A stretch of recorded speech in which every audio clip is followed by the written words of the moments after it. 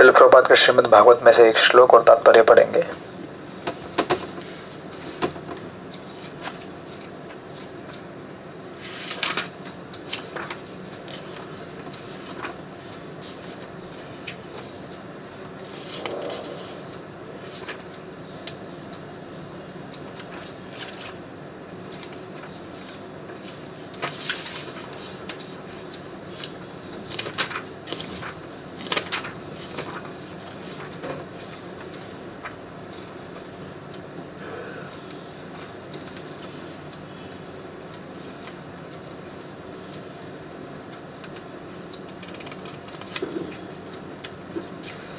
हरे कृष्णा। ये श्रीमद् भागवत के तीसरे स्कंद के पहले अध्याय का 15वां श्लोक है। 16वां श्लोक है। स्वयं धनुर्धार निधाय माया भाद्रो पुरो मर्मसुताडितोपि स इत्थमति उल्बणकर्ण बाणे गतव्यथ योदारुमानयान। अनुवाद और तात्पर्य श्रील प्रभुपाद द्वारा। इस तरह अपने कानों से होकर वाणों से द्वारा बेधे गए और अपने हृदय के भीतर मर्माहत विदुर ने अपना धनुष दरवाजे पर रख दिया और अपने भाई के महल को छोड़ दिया। उन्हें कोई खेद नहीं था क्योंकि वे माया के कार्यों को सर्वोपरि मानते थे। तात्पर्य: भगवान का शुद्ध भक्त ईश्वर की बहिरंग शक्ति द्वारा उत्पन्न विषम परिस्थिति से कभी विचलित नहीं होता। भगवद गीता 3.27 में कहा गया है, प्रकृति क्रियमाणानि गुणे कर्माणि सर्वशा अहंकार विगुणात्मा कर्ताहमिति मन्यते। बद्धात्मा बहिरंग शक्ति के विभिन्न गुणों के प्रभाव के अंतर्गत संसार में निमग्न रहता है। मिथ्या अहंकार में डूबा हुआ वह सोचता है कि हर कार्य वह स्वयं कर रहा है। भगवान की बहिरंग शक्ति अर्थात भौतिक प्रकृति पूरी तरह से परमेश्वर के अधीन है और बद्धात्मा बहिरंग शक्ति के पूर्ण नियंत्रण में होता है। अतः बद्धजीव पूर्णतः भगवान के नियमों के अधीन होता है, किंतु केवल मायावश वह अपने को अपने कर्मों में स्वतंत्र मानता है। दुर्योधन बहिरंग प्रकृति के ऐसे प्रभाव के अंतर्गत कार्य कर रहा था जिसके फलस्वरूप अंत में उसका सफाया हो जाएगा। उसने विदुर के परामर्श को नहीं माना, उल्टे उन महात्मा को अपमानित किया जो उसके सारे परिवार के हितैषी थे। विदुर इसे समझते थे क्योंकि वे भगवान के शुद्ध भक्त थे। दुर्योधन के वचनों से बुरी तरह अपमानित होने पर भी विदुर यह देख सके कि दुर्योधन माया बहिरंग शक्ति के वश में होने से अपने ही विनाश के पथ पर अग्रसर हो रहा है। अतएव उन्होंने बहिरंग शक्ति के कार्य को सर्वोपरि माना तथा उन्होंने यह भी देखा कि भगवान की अंतरंग शक्ति उस विशिष्ट स्थिति में किस तरह उनकी सहायता कर रही थी। भक्त सदैव विरक्त भाव से रहता है क्योंकि सांसारिक आकर्षण उसको कभी तुष्ट नहीं कर पाते। विदुर कभी भी अपने भाई के राजमहल द्वारा आकृष्ट नहीं थे। वे सदैव उस राजमहल को त्याग कर भगवान की दिव्य प्रेम भक्ति में अपने को पूरी तरह लगाने के लिए तैयार रहते थे। अब दुर्योधन की कृपा से उन्हें अवसर मिला था, अतः अपमान के कटु वचनों से दुखी होने के बजाय उन्होंने मन ही मन उनसे धन्यवाद दिया, क्योंकि उसके कारण उन्हें पवित्र स्थान में अकेले रहने और भगवत भक्ति में लगे रहने का अवसर प्राप्त हुआ। गतव्यथ शब्द बिना दुखी हुए यहाँ पर महत्वपूर्ण है, क्योंकि विदुर उन यातनाओं से मुक्त हो गए जिनसे भौतिक कार्यों में बंधा हुआ प्रत्येक व्यक्ति पीड़ित होता रहता है। अतएव उन्होंने सोचा कि धनुष के द्वारा अपने भाई की रक्षा करने की कोई आवश्यकता नहीं रही, क्योंकि उसके भाई का विनाश तो निश्चित ही है। इसलिए इसके पूर्व कि दुर्योधन कोई कार्यवाही करे, उन्होंने महल छोड़ दिया। यहाँ पर भगवान की परम शक्ति माया ने अंदर से तथा बाहर से दोनों प्रकार से कार्य किया। हरे कृष्णा। श्रील प्रभुपाद की जय। तो ये श्रीमद् भागवतम के तीसरे स्कंद में महाभारत युद्ध होने के पूर्व के प्रसंग है, जब दुर्योधन और सारे कौरव मिलकर पांडवों के साथ युद्ध करना चाहते थे और पांडवों को उनके राज्य से वंचित करना चाहते थे। उस समय धृतराष्ट्र ने विदुर जी को काउंसलिंग के लिए बुलाया था परामर्श के लिए, ये जानने के लिए कि इस समय में उनके लिए उत्तम क्या होगा। जब विदुर जी को बुलाया गया हस्तिनापुर में काउंसलिंग के लिए राजमहल में, तो धृतराष्ट्र बुलाए उनको थे, लेकिन दुर्योधन उनका जो पुत्र था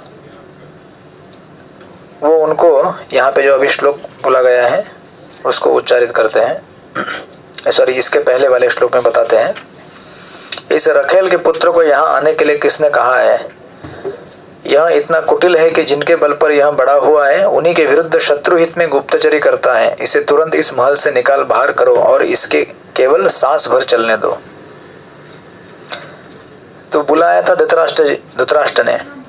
विदुर जी अपने से नहीं गए थे काउंसलिंग करने के लिए, लेकिन दुर्योधन इतना उद्दंड था कि पिता ने उनको काउंसलिंग के लिए बुलाया है अपने चाचा को, फिर भी इस बात को जानते हुए भी उनको डांटता है और कहता है कि इन रखेल के पुत्र को यहाँ पे किसने आने के लिए कहा है। और वो कहता है कि ये इतने कुटिल हैं, ये गुप्तचरी करते हैं अपने शत्रु के हित में। कौरव के लिए शत्रु थे पांडव, तो जब लाक्षागृह का प्रसंग आया है महाभारत में, आपने देखा होगा, उस समय विदुर जी ही जाकर पांडवों को बचाते हैं और बताते हैं कि किस तरह से इस घर को जलाने का योजना बनाया गया है, और अगर आप सही समय यहाँ से नहीं निकले तो आपको यहाँ पे मार दिया जाएगा। इसलिए दुर्योधन कह रहा है गुप्तचरी, क्योंकि विदुर जी हमेशा पांडवों के रक्षा के लिए कार्यरत रहते थे और दुर्योधन को ये बात बिल्कुल पसंद नहीं थी। और धृतराष्ट्र को भी एक बात मालूम थी कि दुर्योधन गलत रास्ते पे चल रहे हैं, किंतु अपने पुत्र के मोहवश वो अपने आप को रोक नहीं पाते थे। इसलिए वो सोचते थे कि अगर मैं कहीं दुर्योधन को मना कर दूं पांडवों के खिलाफ अपना कैंपेन चलाने के लिए, तो कहीं दुर्योधन घर छोड़ के ना चला जाए। जैसे आप लोग भी डरते हैं कभी कभी बच्चों से, है ना। बच्चों को अगर ये ना दिया जाए तो बच्चे क्या करेंगे, बच्चे घर छोड़ देंगे, है ना। तो ये आज की स्थिति नहीं है, पूर्व काल से चला आ रहा है। और दुर्योधन इसका और धृतराष्ट्र इसके जीते जागते उदाहरण है। सही समय पर अगर अच्छी तरह से चरित्र का निर्माण न किया जाए तो फिर ये अंत में सबके विनाश का कारण बन जाता है। भारतीय सभ्यता और संस्कृति में ये चीज़ हमेशा आपको देखने को मिलेगी।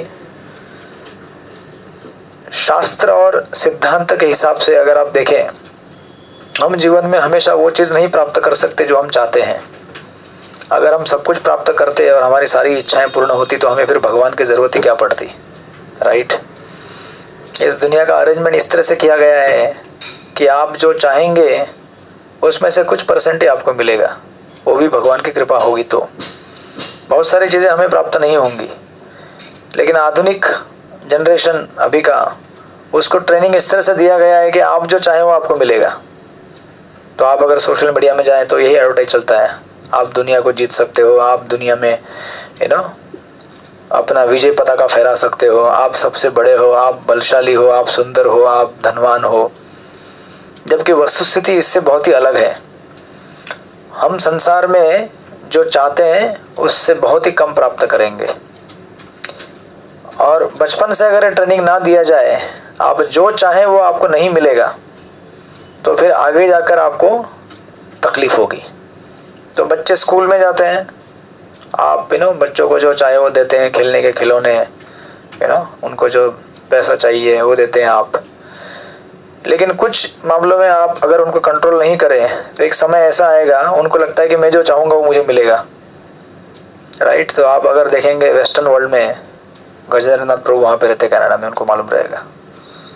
तो वेस्टर्न वर्ल्ड में ऐसा है कि लोग, बच्चे स्कूल में पिस्तौल लेके जाते हैं, हरे कृष्णा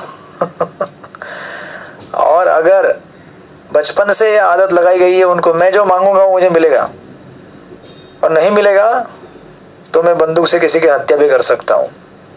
तो आप घर में शायद मांग सकते हैं माता पिता से कि मुझे ये खिलौना चाहिए, मुझे ये गाड़ी चाहिए, मुझे ये चाहिए, वो चाहिए, फलाना फलाना, मिल जाएगा आपको। घर के अंदर सब कुछ ठीक ठाक है, घर के बाहर जाएंगे तो थोड़ी आपका है। घर के बाहर की दुनिया आपकी नहीं है, और वहाँ जाके अगर आप जिद करें, हो सकता है बचपन में आपको खिलौना जो चाहे वो आपने मिला होगा, आप स्कूल में जाएंगे, कॉलेज में जाएंगे, किसी लड़की को देख लेंगे, ये लड़की मुझे चाहिए, ऐसा थोड़ी होता है। और अगर वो नहीं मिला तो आपने देखा है किस तरह से लोग मर्डर करते हैं, किस तरह से लोग हत्याएं करते हैं। इस तरह से आधुनिक दुनिया इस शिक्षा को देने में विफल रही है कि मनुष्य का जीवन किसी और उद्देश्य के लिए बना हुआ है। और बचपन से अगर ये ट्रेनिंग दिया जाए कि हम कैसे भी हो, किसी भी स्थिति में हो, हमें भगवान का भजन करना है, हरे कृष्ण कृष्ण कृष्ण हरे हरे, हरे राम राम राम हरे हरे, तो व्यक्ति जीवन की किसी भी दशा में और अवस्था में सुखी रह सकता है, संतुष्ट रह सकता है। क्योंकि भगवान का नाम किसी भी अवस्था में लिया जा सकता है, चाहे आप गरीब हो या अमीर हो, सुंदर हो या दिखने में ठीक ठाक ना हो, या प्रभावशाली ना हो या प्रभावशाली हो, चाहे आप भारत में रह रहे हो या कनाडा में रह रहे हो, हरे कृष्ण आप कहीं भी रह रहे हो, आप अपने इष्ट का नाम जाप कर सकते हो। और उसमें अगर आपको संतुष्टि मिले तो फिर संसार की बाकी चीज़ों की संतुष्टि आपको मिले या ना मिले उससे फ़र्क नहीं पड़ता है। मिले तो बढ़िया है, मैं ये नहीं कह रहा हूँ कि आपके सपने पूरे ना हो, आपके सपने पूरे होने दीजिए। जो भी आपके सपने हैं, आपने बनाए हैं, संजोए हैं, सब पूरे होने दीजिए, भगवान से प्रार्थना है। लेकिन अगर भगवान ने कुछ प्रार्थनाएं पूरी नहीं की, सपने पूरे नहीं किए, तो कोई बात नहीं। सबसे बड़ा सपना है भगवान का भक्त बनना, राइट। सबसे बड़ी उपलब्धि है भगवान के धाम में जाना, सबसे बड़ी उपलब्धि है भगवान के भक्तों का सत्संग प्राप्त करना। अगर हमें वो प्राप्त हुआ है तो बाकी सारी चीज़ें अपने आप ज़्यादा आकर्षक नहीं लगेंगी, राइट। इसलिए यहाँ पर देखेंगे आप, विदुर जी जब इस प्रसंग का सामना करते हैं, दुर्योधन को काउंसलिंग करने के लिए धृतराष्ट्र ने बुलाया था, लेकिन दुर्योधन सुनता नहीं है और उल्टा अपमान कर देता है धृतराष्ट्र के सामने विदुर जी का दुर्योधन। तो चूंकि विदुर जी भगवान के परम भक्त हैं, इस अवस्था को देखते हुए विदुर जी कतई दुखी नहीं होते, इसलिए मैंने कहा ना, अगर हम भगवान की भक्ति भजन करें तो हम जीवन में कठिन से कठिन परिस्थितियों का बड़े आसानी से सामना कर सकते हैं और उसमें से बड़े सुखपूर्वक बाहर निकल के अपने जीवन में आगे बढ़ सकते हैं। और अगर हमें ट्रेनिंग नहीं है तो बड़ा मुश्किल है उस समय को पार करना, विचार कीजिए, इतने बड़े प्रतिष्ठित व्यक्ति थे विदुर जी, भरी राजसभा में इस तरह से अपमान करना, वो भी ये कहकर कि आप रखेल के पुत्र हैं, क्योंकि विदुर जी दासी के पुत्र थे, राइट। और साथ में ये कहना कि ये शत्रुओं से मिला हुआ है, राइट। और इसको यहाँ पे किसने आने के लिए कहा, किसने आने के लिए कहा था? अपने पिता ने आने के लिए कहा था ना, थोड़ी विदुर जी अपने से चल के आए थे धृतराष्ट्र के पास। तो बुलाया था चाचा ने, अपने पिता ने बुलाया था धृतराष्ट्र, दुर्योधन के। फिर भी इस तरह से उनका अपमान कर दिया। और अपमान तो छोड़ दीजिए, ये कहा कि इसको यहाँ से केवल अपनी सांस छोड़कर बाहर निकलने दो, इनडायरेक्टली कहा कि इसको मार दो, राइट। लेकिन विदुर जी इतने परम भक्त थे, ये श्रील प्रभुपाद की कृपा से हम लोग समझ पा रहे हैं श्रीमद् भागवत के माध्यम से। विदुर जी देखते हैं कि ये क्या है, भगवान की योजना है, राइट। भगवान दुर्योधन को प्रेरित कर रहे हैं कि आप गाली दो, और गाली देकर विदुर जी का दिल जब दुख जाए तो विदुर जी इस राज्यसभा को छोड़कर तीर्थ यात्रा के लिए निकल जाएंगे। और विदुर जी कहते भी हैं, विदुर जी कहते हैं जो हमने अभी श्लोक पढ़ा, विदुर जी कहते हैं कि कहाँ गया, अपने हृदय के भीतर मर्माहत विदुर ने अपना धनुष दरवाजे पर रख दिया और अपने भाई के महल को छोड़ दिया। उन्हें कोई खेद नहीं था क्योंकि वे माया के कार्यों को सर्वोपरि मानते थे। और प्रभुपाद परपट में लिखते हैं कि विदुर जी को सुख आनंद हुआ कि मैं दुख से अभी मुक्त हो गया हूँ। दुख क्या है? दुर्योधन जैसे लोगों के साथ रहना है बड़ा दुखी जीवन है, नहीं? जो लोग दुष्टता, छल और कपट के साथ रहते हैं, जो लोग इस भौतिक जगत से आसक्त हैं, राइट, जो भगवान के भक्त नहीं है, उन लोगों का संग करना मतलब आपके दुख का कारण है। तो अगर हम ऐसे संग से मुक्त हो गए तो हम लोग सुखी हो गए ना, नहीं?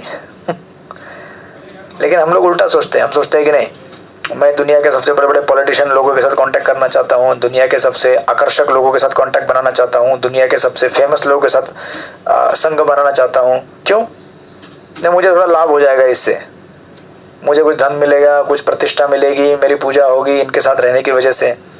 लेकिन हम ये नहीं जानते कि इन लोगों के साथ रहना ही हमारे दुख का, क्लेश का कारण है, क्योंकि ये लोग असत हैं, ये लोग गलत आदतों में डूबे हुए हैं। तो इन लोगों का संग करना मतलब ये भी आपको गलत आदतों में डुबा देंगे, राइट। और ये गलत आदतें आपके दुख का कारण बनेंगी।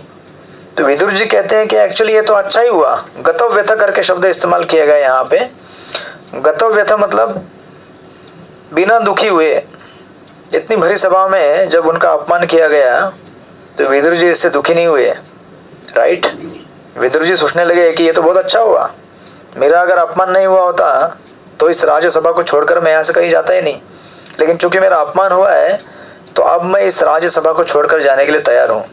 अब मैं बिना किसी कष्ट के, बिना किसी चिंता के भ्रमण कर पाऊंगा, तीर्थ यात्रा कर पाऊंगा। और फिर आप देखेंगे इस तृतीय स्कंद के प्रथम अध्याय में विदुर जी पूरे भारतवर्ष के सारे तीर्थ स्थलों की यात्रा करते हैं, राइट।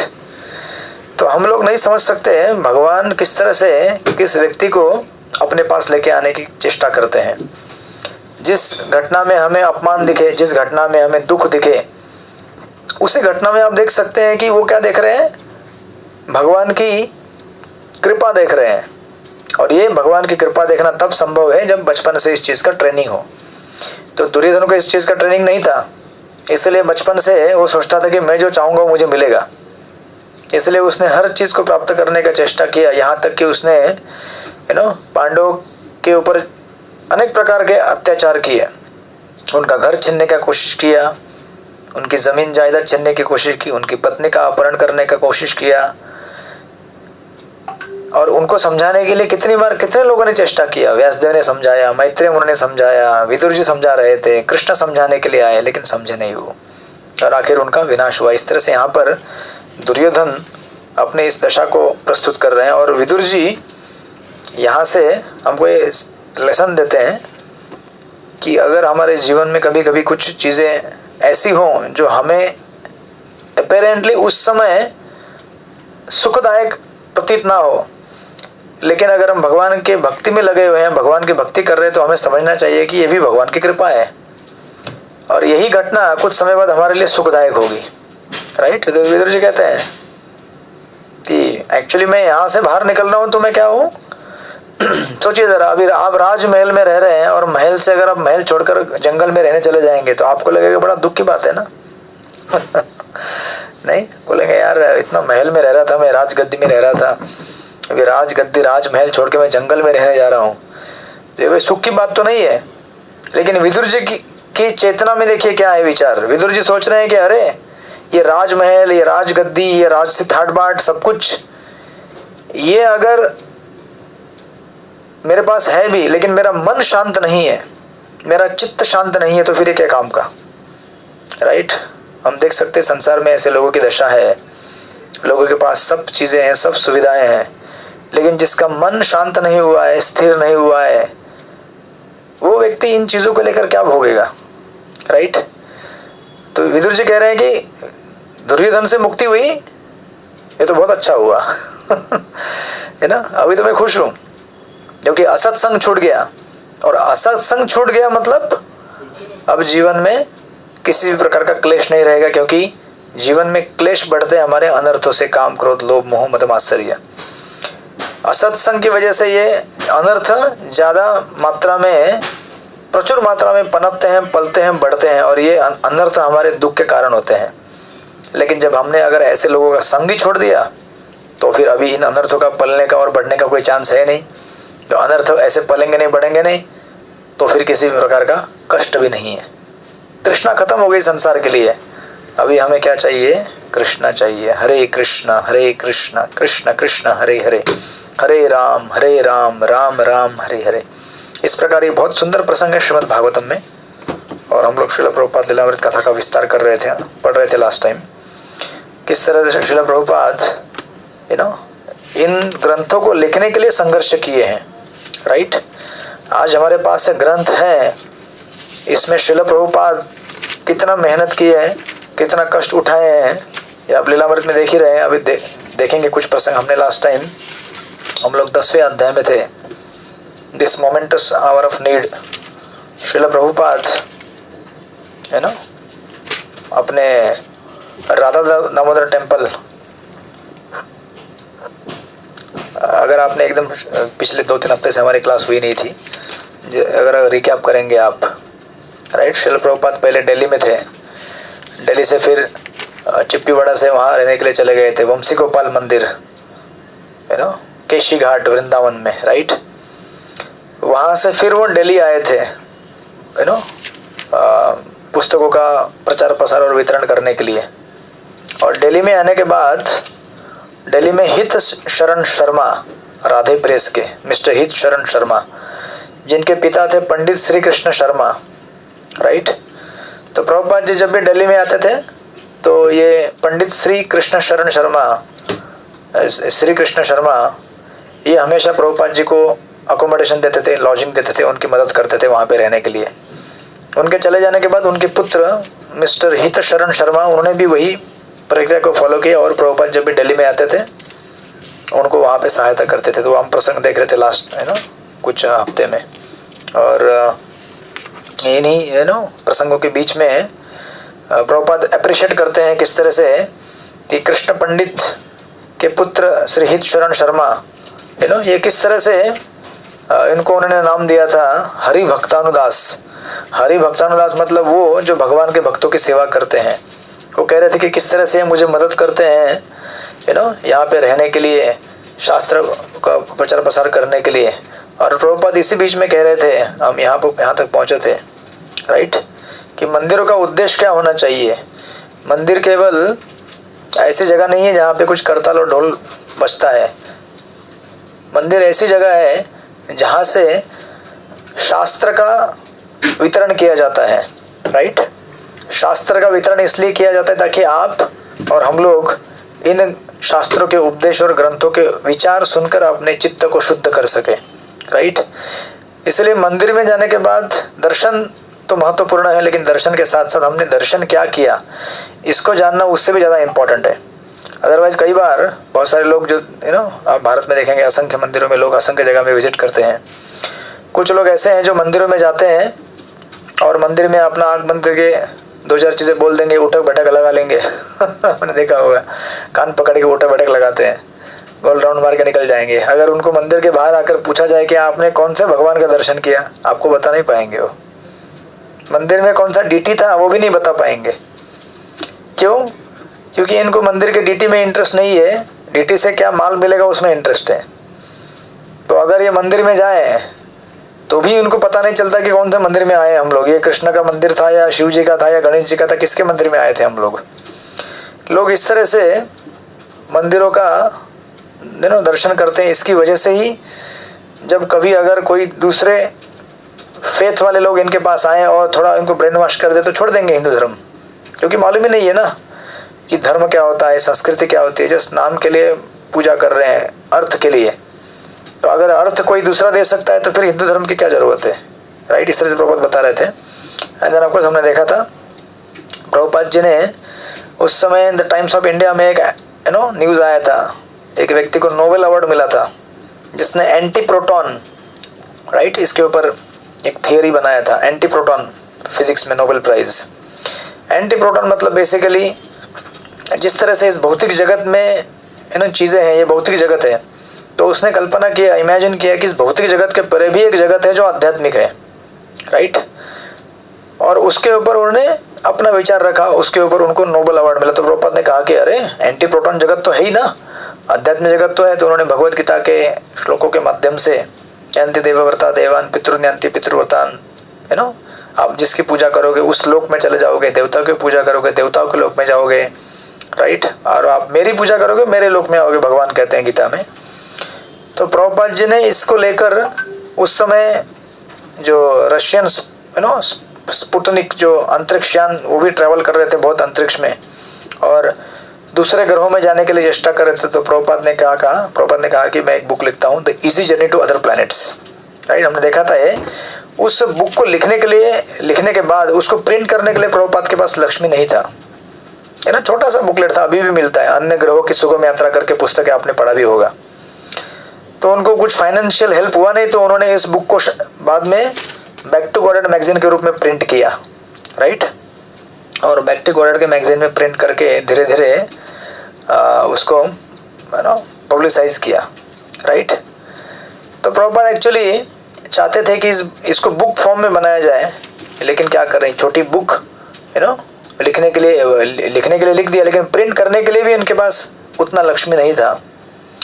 उस समय प्रभुपाद जी ने एक्चुअली एक बैक टू गॉडेड में लिखा, उस बुक में लिखा उन्होंने, बैक टू गॉडेड मैगजीन में उन्होंने लिखा कि actually we are just trying to make an humble attempt to save the human being by propaganda of back to Godhead. This propaganda is not fictitious. If there is any reality at all, this propaganda of back to Godhead is the beginning of the era of reality. Prabhupada ने कहा कि हम actually जो कह रहे हैं वो काल्पनिक चीज़ नहीं है। हम आपको भगवत धाम लेके जाएंगे, हम आपको भगवान के भक्ति में प्रवेश कराएंगे, आप इस जगत के अंदर तो से मुक्त हो जाएंगे, क्योंकि काल्पनिक चीज़ नहीं है, तथ्य है। प्रभुपाद जी ने वहाँ पे कहा। उस समय प्रभुपाद जी ने एक्चुअली उस समय के पंडित नेहरू जी जो प्राइम मिनिस्टर थे, उनको भगवत गीता स्टडी करने के लिए और बैक टू गॉडेड मैगजीन इसको प्रोपेगेट करने के लिए मदद करने हेतु लेटर भी लिखा। लेकिन जिस प्रकार उन्होंने महात्मा गांधी को लेटर लिखे थे बहुत सारे, नेहरू जी के लेटर का भी कोई आंसर नहीं आया और वैसे ही रह गया वो, राइट। इस तरह से श्रील प्रभुपाद चिप्पीवाड़ा में रह रहे थे और वही अपना स्केड्यूल फॉलो कर रहे थे। श्रीमद् भागवतम का लेखन करना सुबह 3 बजे उठकर, उसके तत्पश्चात फिर अपने टाइपराइटर में लिखते थे प्रभुपाद सुबह early morning 3 o'clock, and then सुबह 11 बजे के आसपास अपना खुद का भोजन बनाते थे, अपने हाथ से भोजन लेते थे। 2 से 4 के बीच में आफ्टरनून में वो दर्शन के लिए जाते थे, बाहर लोगों से मिलने के लिए, और इस तरह से उनका वहाँ पे कार्यकलाप चल रहा था।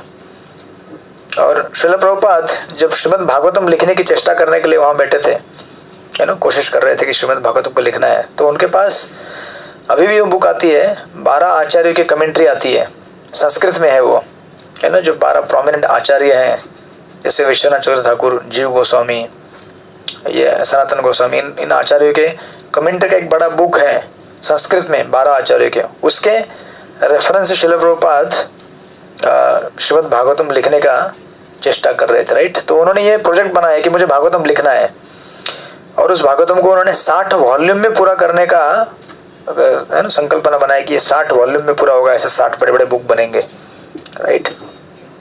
और श्रीमद् भागवतम के एकदम बिगिनिंग में ही प्रभुपाद ने क्या किया, चैतन्य महाप्रभु का स्केच दिया है। अगर आप देखेंगे प्रथम स्कंद में भी एकदम बिगिनिंग में चैतन्य महाप्रभु का शॉर्ट में जीवन कहानी बताया गया है कि किस प्रकार चैतन्य महाप्रभु हरिनाम का प्रोपगेशन किए और श्रीमद् भागवतम का प्रोपगेशन किए, राइट।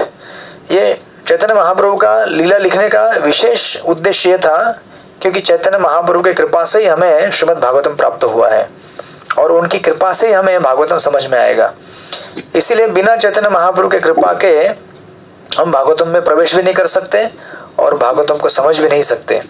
इसलिए श्रील प्रभुपाद ने श्रीमद् भागवतम के बिगिनिंग में ही आप देखेंगे इतना बड़ा बुकलेट है, लगभग 40, 50, 60, 70 पन्ने होंगे वो। तो कुछ ऐसे वाचक रहते हैं, वो बोलते हैं कि भागवतम पढ़ने के लिए लिया लेकिन कुछ और ही स्टोरी यहाँ पे है।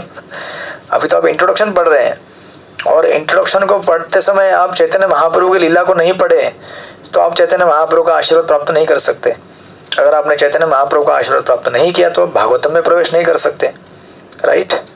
क्योंकि कृष्ण के पास जाने के लिए आपको चैतन्य महाप्रभु की कृपा होना जरूरी है। जब तक महाप्रभु की कृपा नहीं होगी आप कृष्ण तत्व को नहीं समझ पाएंगे। दैट्स वाई श्रील प्रभुपाद ने इस चीज़ को समझाने के लिए चैतन्य महाप्रभु का पूरा स्केच लिख दिया है 60-70 पन्नों में। और चैतन्य महाप्रभु ऐसे आइडियल प्रचारक हैं श्रीमद् भागवतम के। आप देखेंगे अगर चैतन्य महाप्रभु की लीला में तो तोता गोपीनाथ मंदिर में स्वयं चैतन्य महाप्रभु गदाधर पंडित के साथ घंटों घंटा श्रीमद् भागवतम पढ़ा करते थे। और भागवतम की कौन सी कथा है? प्रहलाद महाराज की कथा, ध्रुव महाराज की कथा। और ये कथा पढ़कर उनके आंखों से अश्रु निकलते थे महाप्रभु के, उन अश्रु से जो श्रीमद् भागवतम पढ़ रहे थे उसकी स्याही मिट गई पूरी तरह से। जरा सोचिए कितनी बार पढ़े होंगे वो past time, same past time, बार बार बार बार, पुनः पुनः पुनः पुनः। क्यों? हम लोग हमेशा ऐसा सोचते हैं कि मुझे पढ़ना है तो मैं डायरेक्ट दशम स्कंद पढ़ूंगा, कृष्ण लीला। लेकिन चैतन्य महाप्रभु जब भागवतम पढ़ते थे तो गदाधर पंडित जो कि स्वयं राधा रानी है और महाप्रभु कृष्ण है, ये दोनों मिलकर, राधा कृष्ण मिलकर क्या पढ़ते थे?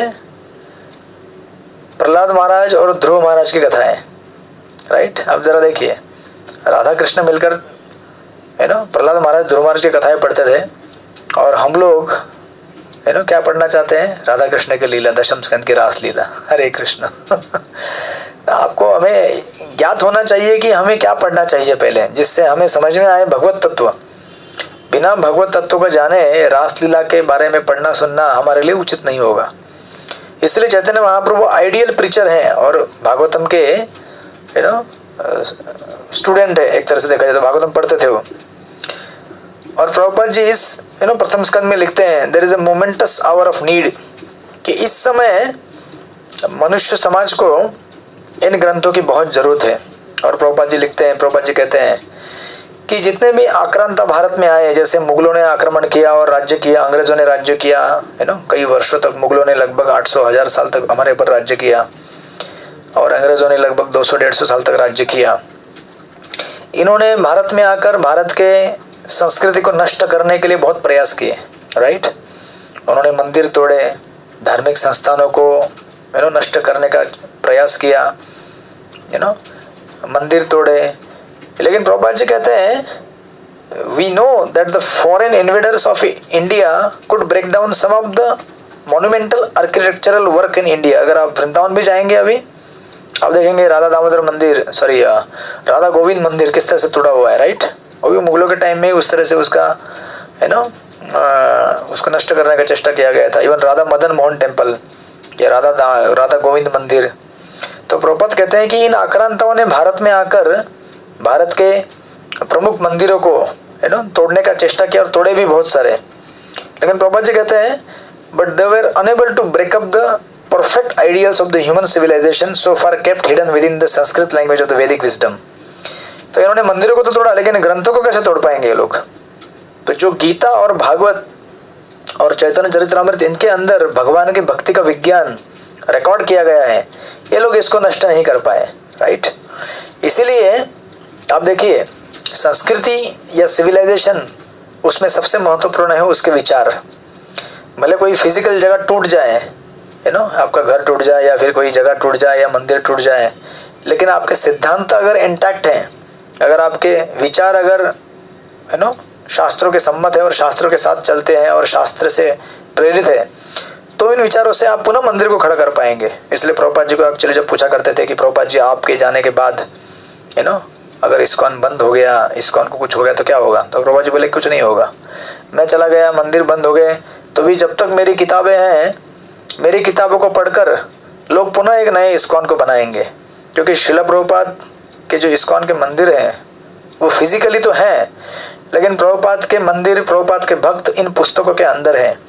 क्योंकि इन पुस्तकों के विचार से ही मंदिर बनता है, इन पुस्तकों के विचार से ही भक्त बनते हैं। जब सिद्धांत खत्म हो जाए तो उसके साथ साथ बिल्डिंग भी खत्म हो जाएगा, बिल्डिंग भी टूट जाएगा। इसलिए हमारे लिए कई बार अनिवार्य है श्रील प्रभुपाद की पुस्तकों का अध्ययन करना, उन पुस्तकों को पढ़ना, प्रभुपाद के विचारों को सुनना, क्योंकि उसके बल पर हम जो भी हमने बनाया है उसको टिका पाएंगे, और उसी के बल पर हम अगर ये नष्ट भी हो गया तो उसको रिवाइव कर पाएंगे। तो प्रभुपाद जी कहते हैं कि इतने सारे आक्रांता भारत में आए, उन्होंने बहुत सारे मंदिर तोड़े, धार्मिक संस्थानों को नुकसान पहुंचाया, लेकिन ये लोग श्रीमद् भागवत और भगवद गीता के अंदर जो छुपा हुआ वैदिक ज्ञान है उसको नष्ट नहीं कर पाए। और इसीलिए प्रभुपाद जी कहते हैं, इसी ज्ञान को अब हमें वितरित करना है अंग्रेजी भाषा में, राइट। और प्रभुपाद का ये मॉडर्न वर्ल्ड में बहुत बड़ा कंट्रीब्यूशन है, आधुनिक दुनिया में, कि भारतीय संस्कृति को रिवाइवल करने में श्रील प्रभुपाद और इस्कॉन का ये ट्रेमेंडस कंट्रीब्यूशन है। अगर इस्कॉन और श्रील प्रभुपाद ने ये रिवाइव नहीं किया होता तो आज मुझे नहीं लगता जिस स्टेज में इंडिया है या फिर जिस अवस्था में आज वृंदावन है, ये नहीं हो पाता। क्योंकि प्रभुपाद जी ने वृंदावन को केवल यहाँ रहने नहीं दिया, जबकि वृंदावन को यहाँ से दुनिया भर में लेके गए, पूरे भारत में फैलाए। फिर लोग वहाँ से इस वृंदावन में आकर देखने लगे, वो ऐसा है वृंदावन, कहाँ है वृंदावन, हमें भी देखना है। फिर उस वृंदावन का डेवलपमेंट हुआ, उस वृंदावन का विकास हुआ, राइट। अदरवाइज हम लोग केवल अगर एक फिजिकल जगह से अटैच हैं और वो जगह उसमें अगर हमारे आध्यात्मिक विचार नहीं है तो हमें वो ज़्यादा देर प्रोग्रेस करने में मदद नहीं कर सकता है। दैट्स व्हाई पुस्तक बहुत इंपॉर्टेंट है। इसलिए प्रभुपाद जी लिखते हैं कि एक्चुअली श्रीमद् भागवतम की प्रक्रिया क्या है। श्रीमद् भागवतम की प्रक्रिया है शुण्वता स्वकथा कृष्ण पुण्य श्रवण कीर्तन हृदयंतस्तु अवधराणी विधुनोति सुहृद सताम। हमें केवल शास्त्रों को पढ़ना है और सुनना है ना। प्रभुपाद कहते हैं Shrimad Bhagavatam recommendation for this age, इस कलयुग के लिए श्रीमद् भागवतम का उपदेश क्या है। आप कुछ मत कीजिए, सिर्फ भगवान के शुद्ध भक्तों के मुख से कथा सुनिए भगवान की, बस आप उतना करेंगे, उससे ही आपका उद्धार हो जाएगा। और अगर हम बाकी बहुत कुछ कर रहे हैं लेकिन भगवान की कथा नहीं सुन रहे हैं तो हम कोई भी आध्यात्मिक तरक्की नहीं कर सकते।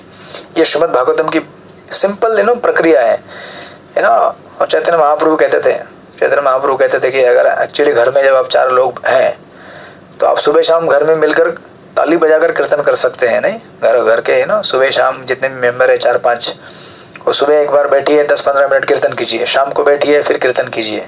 इसमें कोई नुकसान नहीं है आपका, और आपको कोई बड़े इंस्ट्रूमेंट की जरूरत नहीं है। आपके पास 2 हाथ है, ताली बजाइए और महामंत्र बोलिए, हरे कृष्ण कृष्ण कृष्ण हरे हरे, हरे राम राम राम हरे हरे। बस आपने कलयुग के लिए जो विधि है उसको फॉलो किया और उससे आपको निश्चित उचित और रिजल्ट मिल जाएगा। तो इस तरह से ये श्रीमद् भागवत का रचना किया है।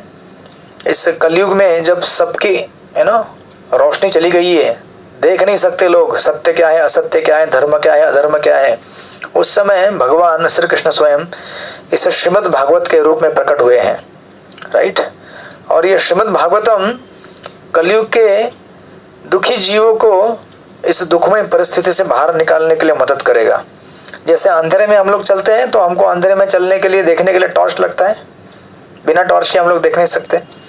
उसी प्रकार जब अंधेरा हो जाए धर्म और अधर्म के बीच में, सत्य और असत्य के बीच में, उसको प्रकाशित करने के लिए भगवान श्री कृष्ण श्रीमद् भागवत के टॉर्च रूपी लाइट में प्रकट हुए हैं। और जो व्यक्ति इस टॉर्च को लेकर चलते हैं जीवन में, उनको हमेशा रास्ता सही सही दिखेगा। क्योंकि अंधेरा है ना, ये कलयुग घना अंधेरा है।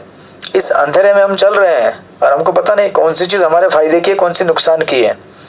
इस बीच में अगर आपको श्रीमद् भागवतम का साथ मिले और उस श्रीमद् भागवतम के प्रकाश से आप देख पाएंगे कि सही क्या है मेरे लिए, गलत क्या है। इसलिए भागवतम इतना इम्पोर्टेंट है, राइट। और प्रभुपाद एक्चुअली इसको कहते हैं कि एक्चुअली किताबें इतनी महत्वपूर्ण है। आपने देखा होगा भारत में जो कम्युनिस्ट फिलोसॉफी है, जो है ना रशिया और चाइना से आई है, रशिया से, तो कहते हैं कि Russian never came to India, right. Russian तो भारत में कभी आए नहीं, but by distributing literatures in every language they got a pretty good followers in India, right. वो लोग कभी आए नहीं, लेकिन उन्होंने अपना विचार अपने ग्रंथों के माध्यम से प्रस्तुत किया और फिर उनके बहुत सारे फॉलोअर भारत में बढ़ गए। उसी प्रकार प्रभुपाद कहते हैं if this is possible for ordinary third class mundane literature, why shouldn't transcendental literature create devotees all over the world. इसी प्रकार हम अगर भारत के या फिर दुनिया के कोने कोने में ना जा पाए, लेकिन हमारी पुस्तकें दुनिया के कोने कोने तक पहुंचनी चाहिए। जब हमारी पुस्तकें वहां तक पहुंच जाएंगी, इन पुस्तकों के माध्यम से उनके जीवन में क्रांति आएगी, उनके विचारों में क्रांति आएगी। जिस प्रकार रशिया के लोग भारत में कोई आए नहीं, लेकिन उन्होंने अपने यहाँ पे बहुत सारे फॉलोअर बनाए, साम्यवाद के, कम्युनिस्ट के। कैसे? केवल ग्रंथों का वितरण करके। उसी प्रकार प्रभुपाद कहते हैं कि दुनिया के थर्ड क्लास इन किताबों के बारे में अगर ये सत्यता है तो भागवत तो भगवान का शुद्ध विशुद्ध ग्रंथ है।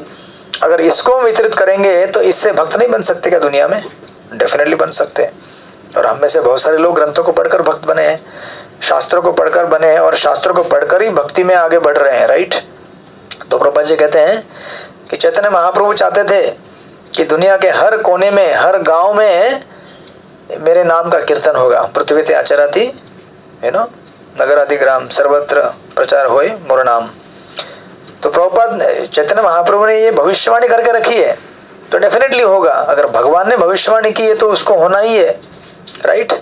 और प्रभुपाद कहते हैं this means that in every village and town all over the world there are many candidates who are awaiting this message. मतलब आज भी भारत के कई जगह में, दुनिया के कई कोनों में बहुत सारे लोग हैं जो क्या कर रहे हैं, वेट कर रहे हैं कि मुझे कब किताब मिलेगी, मुझे कब किताब मिलेगी।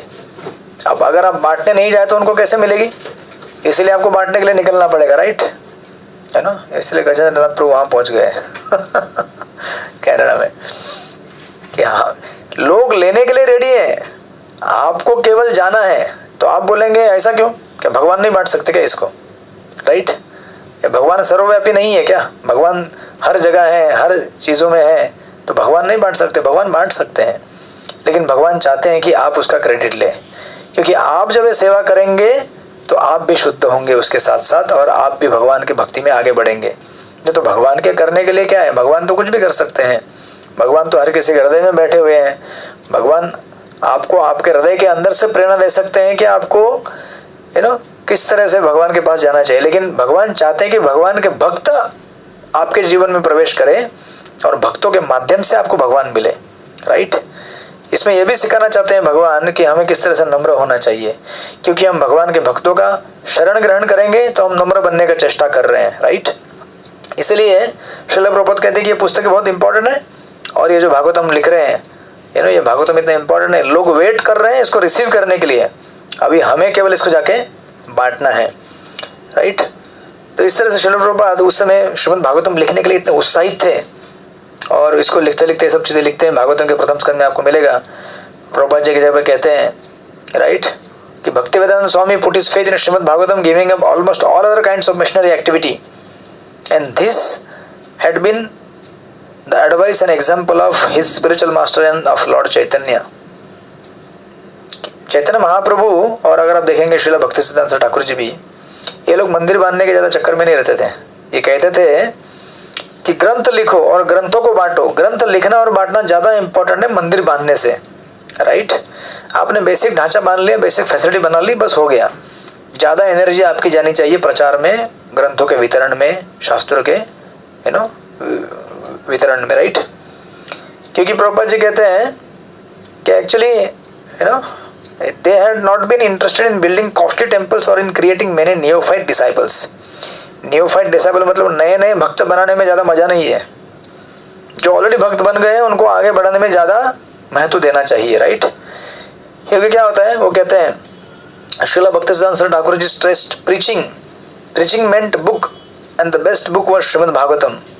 To write and publish the Bhagavatam for the enlightening of the general populace was real service to the Lord, right. और ये कहते हैं कि पुस्तकें लिखना, पुस्तकों को बांटना और उनका वितरण करना, ये एक्चुअली प्रगत भक्तों का एक बहुत बड़ा लक्षण है, राइट। इसलिए प्रभुपाद कह रहे थे कि मुझे ये वर्ल्ड वाइड प्रोपेगेंडा करना है, बनाना है, कि इन पुस्तकों को लिखकर अमेरिका, रशिया, यूरोप, इंग्लैंड, हर जगह बांटना है मुझे, अफ्रीका। ये प्रभुपाद का सपना था, राइट। और इस तरह से चिप्पीवाड़ा के छोटे से रूम में बैठकर उस समय कुछ भी था नहीं, कुछ प्रकट भी नहीं हुआ था, और प्रभुपाद जी चिप्पीवाड़ा के छोटे से रूम में बैठकर ये कल्पना बना रहे। कल्पना नहीं है, ये एक स्पिरिचुअल रियलिटी है, उसको प्रभुपाद जी बनाने के लिए, मतलब लिखने के लिए और आगे बढ़ाने के लिए चेष्टा कर रहे हैं, राइट। और उस समय एक प्रभुपाद जी के मन में थॉट भी आता है कि इस शास्त्रों को जब हम बांटेंगे, इन ग्रंथों को हम जब इनको देंगे, लोग इसको कैसे स्वीकार करेंगे। कितना कठिन है कलयुग में भगवान के भक्तों को प्रचार करना। जैसे आपने देखा था भक्तिविनोद ठाकुर के टाइम पे मार्किस ऑफ जेटलैंड, ये प्रभुपाद के एक्चुअली एक गॉड ब्रदर भक्ति सिद्धांत सरस्वती ठाकुर, इन्होंने जब इनको भेजा था, प्रभुपाद के गॉड ब्रदर थे जो गौड़िया मठ से गए थे यूरोप में प्रचार करने के लिए, इंग्लैंड में, जर्मनी में। तो उन्होंने कहा था कि उन्होंने ये व्यक्ति से मिले थे, जेटलैंड करके व्यक्ति था, उसने कहा था कि मुझे भी ब्राह्मण बनाओ।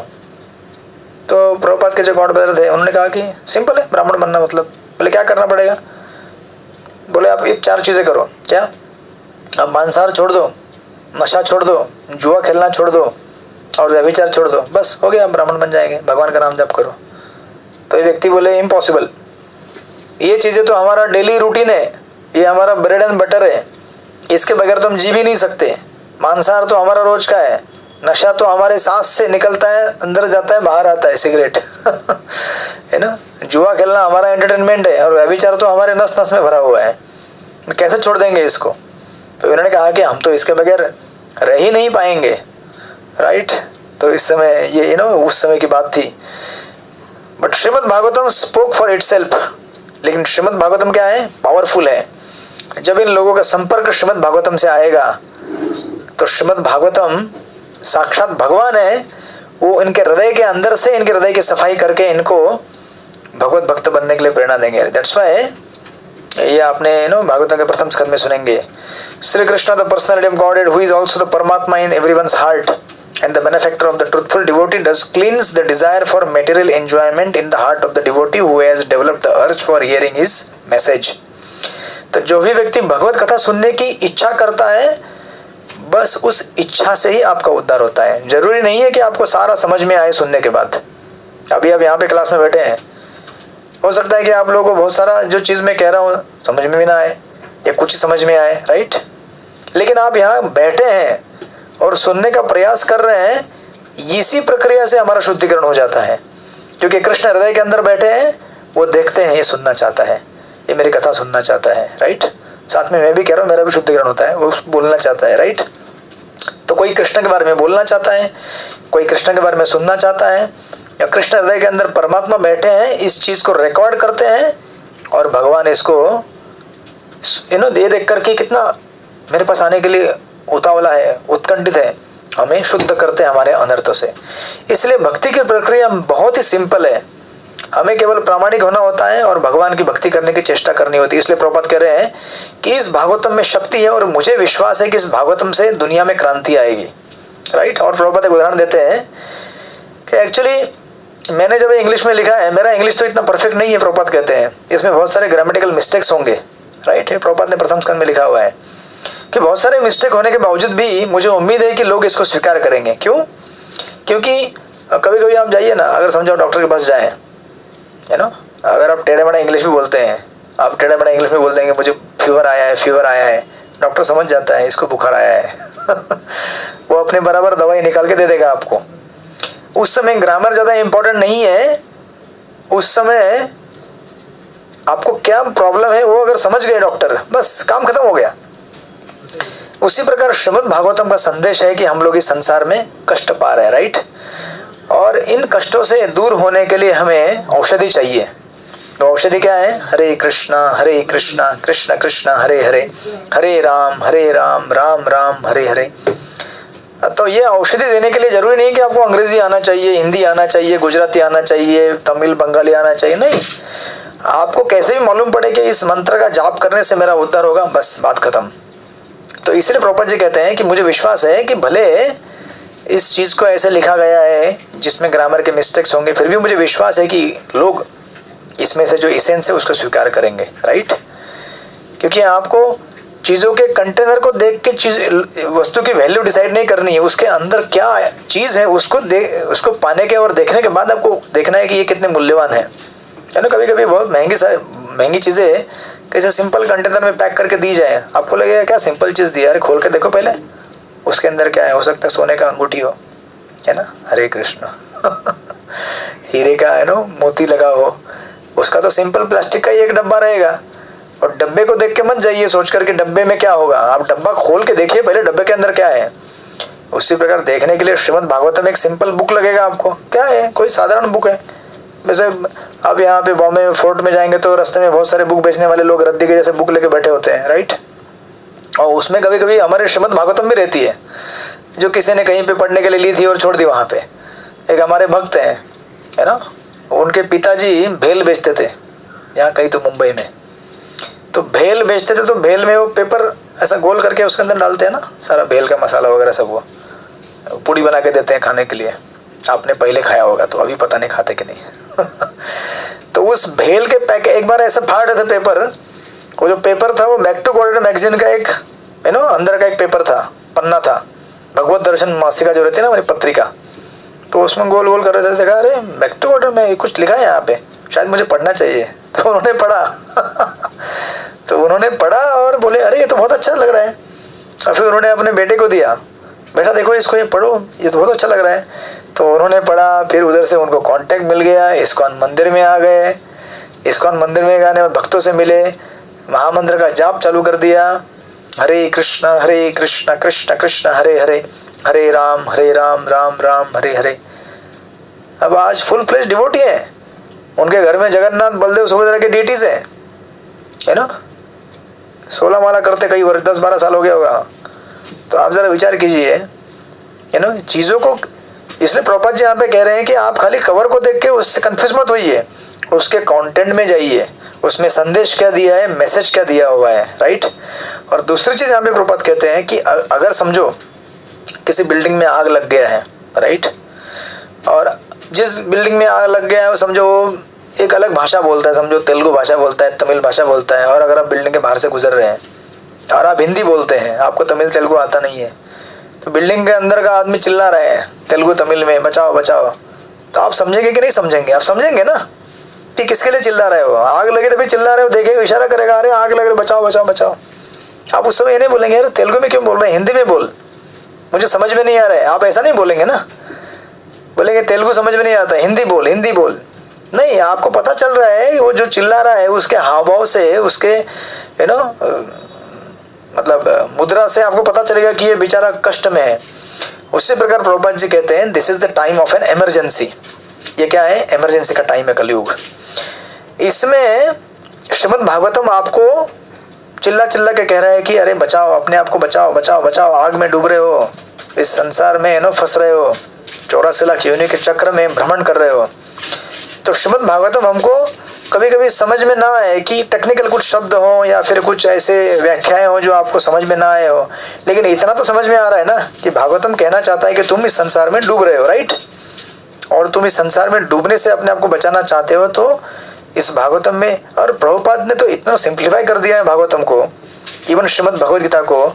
श्रीमद् भगवद गीता के कितने तात्पर्य में प्रभुपाद ने डबल महामंत्र को लिखा है। कई बार आप देखेंगे प्रभुपाद पूरा महामंत्र लिख देते हैं, ऐसा भी नहीं कि हरे कृष्णा जप करो करके, नहीं, हरे कृष्णा पूरा महामंत्र लिखते हैं, है ना। कभी कभी हम लोगों को शॉर्टकट में लिखने का आदत होता है HK, हम लिख देते हैं HK है ना, HK प्रभु, HK माता जी, राइट।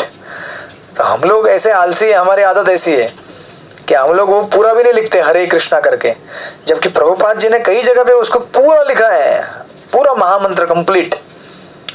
और जो व्यक्ति श्रीमद् भागवतम या भगवद गीता को प्रभुपाद के माध्यम से ठीक से पढ़ेगा, उसको ये क्लियर संदेश मिलता है कि मुझे भगवान के नाम का जाप करना चाहिए। इसलिए प्रभुपाद जी की पुस्तकें स्पेशल इसलिए मानी जाती है क्योंकि with in very short time very clearly distinctly straight आपको मैसेज दिया जाता है कि आपको अगर इस जगत से मुक्त होना है, बचना है भौतिक क्लेशों से, तो आपको भगवान के नाम का जाप करना चाहिए, राइट। इसलिए प्रभुपाद जी कह रहे हैं कि ऑल्दो ये आपको थोड़ा सा लैंग्वेज थोड़ा डिफरेंट लगेगा और मैं इंग्लिश लिख रहा हूँ, मेरा ग्रामर थोड़ा आगे पीछे रहेगा, लेकिन मुझे उम्मीद है कि आपको हमारे टेक्निक समझ में आएंगी, हम क्या टेक्निक देना चाहते हैं। आफ्टर ऑल अगर डॉक्टर कोई दूसरी भाषा बोलने वाला डॉक्टर हो और आप एक दूसरी भाषा बोलने वाले हो, डॉक्टर को आपको टेक्निक दिखाने से मतलब है ना कि इंजेक्शन कैसे लेना है या फिर दवाई कैसे खानी है, राइट। आप वो दवाई लें, बस आपका काम हो जाएगा। आपको वो भाषा आना जरूरी नहीं है, आपको उसका एसेंस और सारांश समझना चाहिए। इसलिए प्रभुपाद जी कहते हैं after all it is a technical science of spiritual values and as such we are concern with the techniques and not with the language, right. एक डॉक्टर उसके टेक्निक्स से जाना जाता है, right, not with the language. इसलिए प्रभुपाद कहते हैं कि ये भागवतम इतना इंपॉर्टेंट है। और प्रभुपाद जी एक्चुअली कहते हैं कि कलयुग इज एन इमरजेंसी। घर में क्या लग गई है? आग लग गई है, और लोगों को समझ में नहीं आ रहा है कि इस आग को कैसे बुझाएं, और इस आग को अगर बुझाना है तो इसलिए हमको श्रीमद् भागवतम का आश्रय लेना बड़ा जरूरी है, राइट। इसलिए प्रभुपाद जी चिप्पीवाड़ा में बैठकर दिन रात भागवतम लिख रहे थे, यहाँ पे वर्णन आएगा, आप देखेंगे लीलामृत में, day and night he typed the Bhagavatam purports. और उनको पता नहीं ये बुक कोई पब्लिश करेगा कि नहीं करेगा। अभी आज अगर आप बुक लिखने के लिए बैठे हैं, आप पहले देखते हैं मेरी बुक कौन कौन खरीदने वाला है, हरे कृष्णा कहाँ कहाँ मार्केटिंग होगा इसका, कितना वितरित होगा, कोई मेरा नाम लिखेगा क्या। पहले आप ये अरेंजमेंट करते हैं, बाद में लिखते हैं, बराबर है कि नहीं। लेकिन प्रभुपाद जी ने बुक लिखा, उनको मालूम नहीं था ये बुक कौन खरीदेगा, कितनी बिकेगी, क्या होगा, नहीं, प्रभुपाद लिखते जा रहे हैं। और यहाँ पे लिखते हैं, day and night he typed at his desk beneath the small adjustable light that dangled from the ceiling of his of its cord. Food and sleep, though necessary, were only incidental. मतलब खाना पीना completely almost छोड़ ही दिया। कभी कभी अगर थोड़ा भूख लगे पानी पिए, पी लिया, बट लिखने के लिए बैठ गए। इस तरह से he was completely convinced that this Srimad Bhagavatam would create a revolution in which directed civilization. Thus he translated each word and gave each purport with exciting care and concentration. Right? इस तरह से प्रभुपाद लिखने के लिए बैठे, लेकिन प्रभुपाद जानते थे कि इस कार्य को उन्हें बहुत जल्दी से जल्दी पूरा करना है। वो ये भी जानते थे कि उनके पास समय कम है, और ये भी जानते थे कि कलयुग इमरजेंसी मोड में है। इस प्रकार फरवरी 1961 व्यास पूजा का समय आया, श्रीला भक्ति सिद्धांत सरस्वती ठाकुर के गुरु महाराज का। और उस समय वृंदावन में वापस श्रीला प्रभुपाद के सारे गुरु भाई गॉड ब्रदर्स एक साथ एकत्रित आए। तो हम अगले हफ्ते देखेंगे कि जब व्यास पूजा का समय आया 1961 में, और जब ये सारे गुरु भाई एकत्रित आए, तो वापस चर्चा होने लगी कि गौड़ीय मठ वापस एक साथ आ सकता है क्या, गौड़ीय मठ को वापस साथ में लिया जा सकता है क्या, और क्या कर सकते हैं इसके बारे में। विश्वव्यापी प्रचार करना है तो हमें साथ में रहना है, कैसे करेंगे, ये सब प्रसंगों का वर्णन आएगा। और यहाँ से प्रभुपाद जी फिर वापस वृंदावन चले जाएंगे। यहाँ पे अभी रह रहे हैं चिप्पीवाड़ा में, यहाँ से वापस वृंदावन जाएंगे नए जगह पे राधा दामोदर टेम्पल में, जो कि इंडिया के प्रभुपाद के स्टे का फाइनल चैप्टर रहेगा। यहाँ से प्रभुपाद जी भागवतम के बारे लिख लेंगे। इस भागवतम को लिखने के बाद अभी भागवतम तो लिख लिया, अभी उसको अमेरिका लेके जाना है, उसके लिए उसके आगे के प्रसंगों का तैयारी होगा। तो ये चैप्टर 10 है, ये अगले क्लास में पूरा हो जाएगा। Then we will come to the chapter 11, the dream come true, America जाने के लिए भागवतम को लेकर। तो हम देखेंगे अगले हफ्ते किस तरह से प्रभुपाद इसको आगे लेके जाते हैं। तब तक आप लोग भागवतम पढ़ते रहिए। हरे कृष्णा। थैंक यू प्रभु जी। हरे कृष्ण। आपने अच्छा से बताया प्रभु जी। किसी कोई प्रश्न है प्रभु से पूछ सकते हैं।